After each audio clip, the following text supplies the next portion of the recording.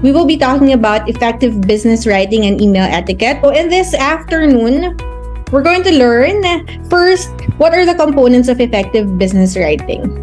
Why is business writing important? This is a stepping stone, and this is going to be your tool towards success later on in career.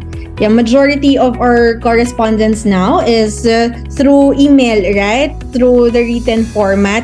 So, all the more important na we are confident of our writing skills. And if we're not confident yet, that we are looking for ways to improve ourselves. So what you're doing today, ladies and gentlemen, is a big step towards self-improvement.